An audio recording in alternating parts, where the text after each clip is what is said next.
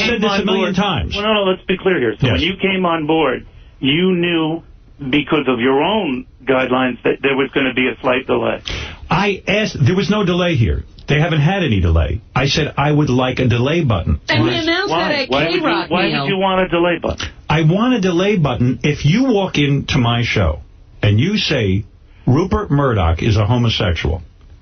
I want the ability to hit the delay button to prevent a libelous statement from going out over the air. So you do that, that wouldn't be, in this case, Sirius. No, Sirius has no control over the button. I have the button. This isn't a case like at K-Rock where they took my button and put it in the hands of 6 lawyers and a general manager, what you would call libel and slander laws. And it was no sin. Then answer me this. And I've announced that. The so-called certain guidelines coming from Sirius, was there any truth to that? None.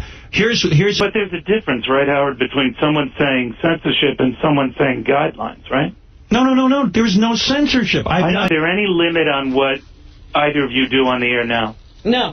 There are limits that I place on myself. I told you. To me, to the best of my knowledge, and I could be wrong, but I don't believe we ever identified Chauncey as a Stern expert. Let's continue. A lot of people say, well, what would a business show do this? I mean, as you know, Howard, you were a cover story in Barron's over the weekend, concerned about Sirius, the company, and the stock. I thought it was a legitimate story to cover.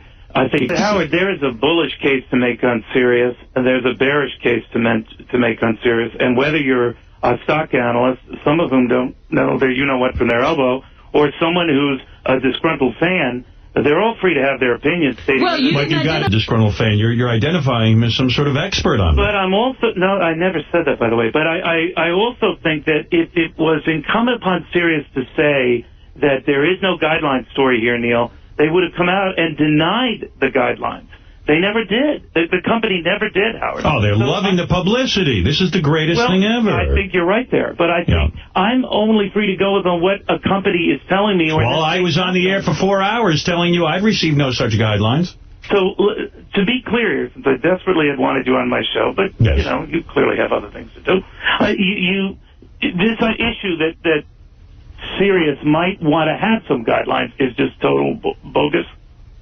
You almost said bullshit. Say bullshit.